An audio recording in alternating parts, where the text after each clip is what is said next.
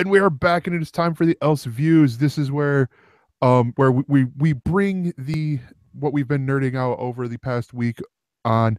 And Bryce, I'm going to start with you. You have I'm going to assume it's a podcast from Yes. by the website here. So tell us about this. So I make podcasts for a living. Half of my job is making podcasts for a living. So I listen. So by virtue of recording these shows, I listen to a lot of podcasts. But what got me into podcasting was comedy, and the now former NSFW show really inspired me to get into podcasts and stuff. And so when I listen to podcasts in my off time, I try to listen to comedy shows and kind of get a sense of like what the type of comedy that I like, right? Like Night Attack is a comedy show question mark, but even then it's it's not like high concept or anything. And so for the past few years, probably one of my favorite comedy podcasts has been an Earwolf production called Hollywood Handbook, the insider's guide to kicking butt and taking and dropping names in the red carpet line back hallways of this industry we call showbiz. What up? What up? It is a high concept show. When you go in and you listen to it, you will either figure out who these characters, Sean and Hayes, are being, or you won't. And your recognition of the people that they are trying to be, which is Hollywood faux big shots, is a direct influence on if you like it or not. But it's really good just in terms of being kind of a traditional comedy format of a show where the hosts are being character versions of themselves. The guests that come on are sometimes being character versions of themselves, or sometimes, in the case of Pauly Shore, not. But they're just a character. No, like there is like a sideways version of themselves. So like in this most recent episode, they had Julie Klausner on, who was on Difficult People, and when she's on the show, she kind of plays a ditzier, more unaware version of herself, right? And it's really good, but it's also not for everybody. It is not the love fest that everybody could listen to, of like My Brother and Me, and it's not, the huge big names that could attract somebody on like a Comedy Bang Bang. But I think if you dig this style of comedy, which is very not even character based, but mood based and almost adversarial. There's one of the episodes in Hollywood Handbook where it's what is his name? He was on the Daily Show. He was Colbert? No, it was the correspondents. one of the correspondents, right? Wyatt Cenac? No, almost. Let me see if I can Google it really quick. Oh no, Google's too smart and it's only showing me recent ones. His name is, someone maybe edits this out. Nope, I'm keeping it in. Great, that's great. Asif Manvi. They get Asif Manvi on the show. Oh. And it's kind of a pretty big name for them, right? But also on the show, they have Scott Aukerman, who is the host of Comedy Bang Bang and ostensibly Sean and Hayes' boss at Earwolf. And so at the same time that they are kind of interviewing Asif, they are also in this premise of renegotiating their contract with Earwolf.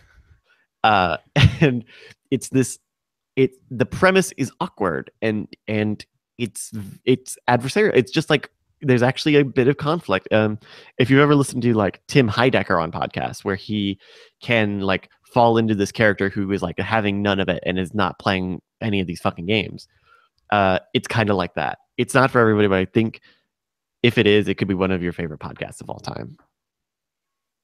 Nice. So check that out at earwolf.com/so/Hollywood Handbook.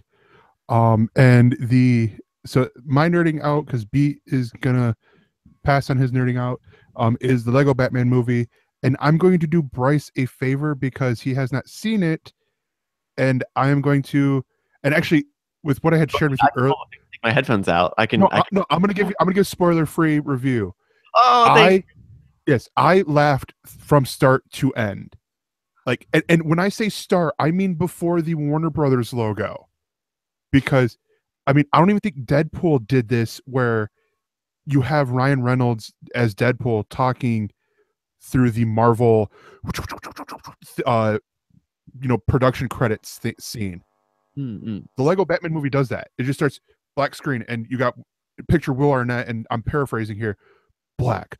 All great movies start with black, and then going the production credits and going like breaking the fourth wall and saying how the movie is made and all that.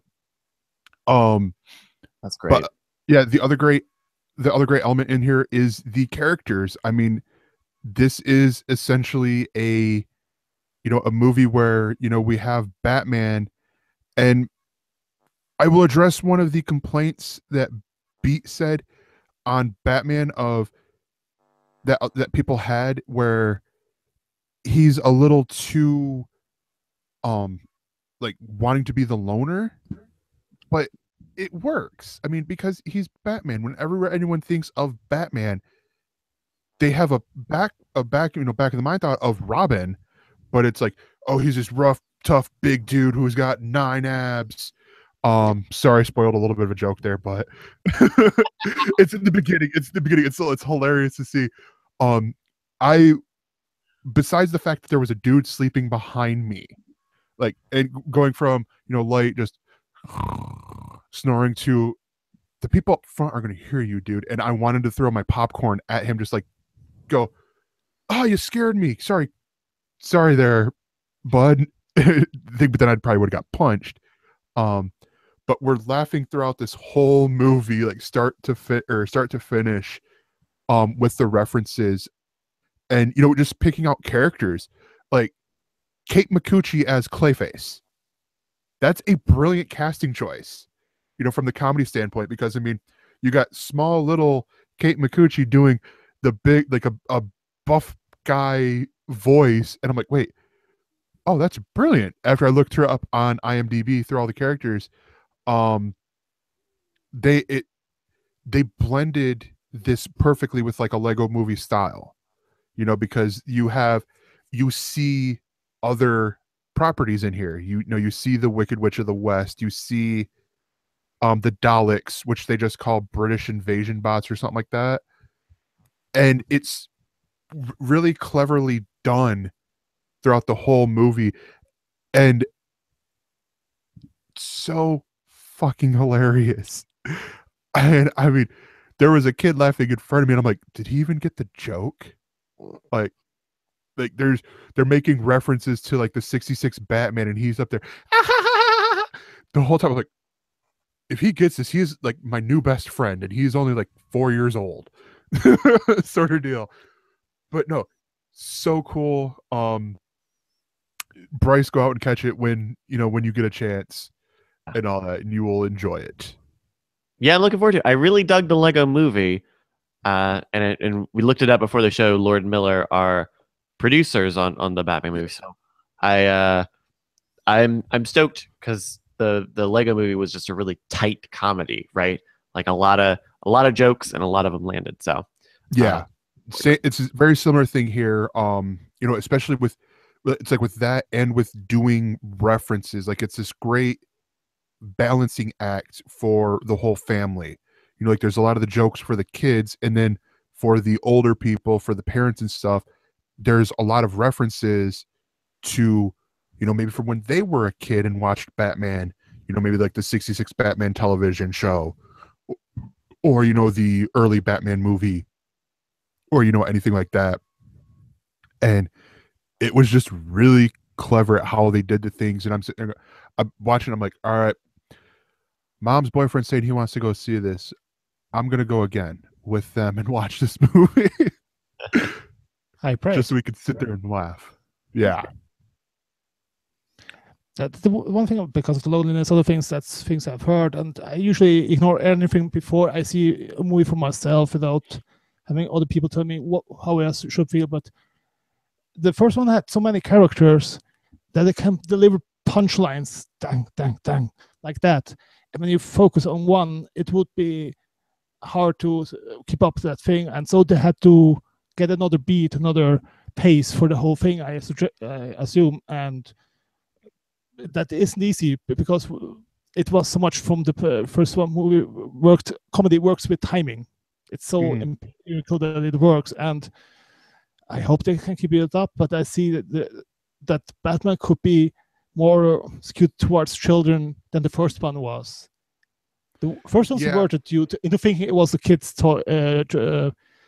tale, but then it went places. Did Batman also have that, like the end of the Lego movie, that it broke the fourth wall and gave you another peek? No, well, not in that same way. They use other movies, and I'm trying to say this as spoiler free as I can. They use other movies in a no. You're good. You're good. Okay. They use other movies in that way of breaking the fourth wall. Basically, with this Lego franchise, they have not had a movie yet that has not had a live action element.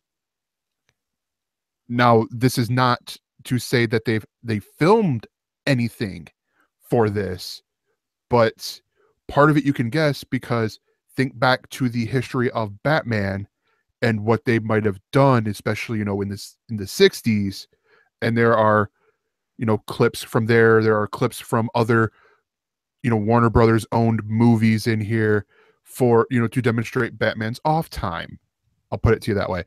But the thing honestly that has me more interested is, what are they going to do with this next movie? Because the next movie they have is Lego Ninjago movie. I think this is going to be their big challenge, because these first two Lego movies have been comedies. With the Lego Ninjago TV show, it's not a comedy. There are funny moments in there, but it's one of those like Power Rangers type shows. But you get the kids. You're right. Supposedly it's going to come out in September. Yeah. Get a good kids movie. If the kids have already seen the Lego movies and already know that they're really good, or if they're really bought into Ninjago, like, it's probably definitely going to skew much younger than the crossover appeal of Batman and the Lego movie. But like, yeah, go for it. I mean, it's not like it's if it were Bionicle, I would worry about it. But yeah.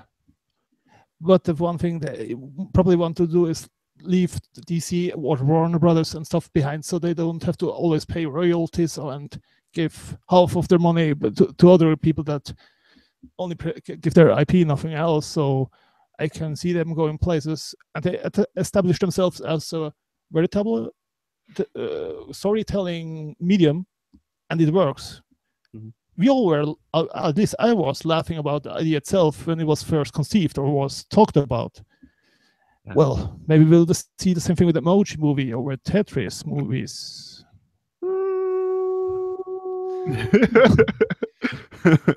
That will happen. Yeah. So that is going to do it for the ElseViews, and we will be right back with the ElseWords.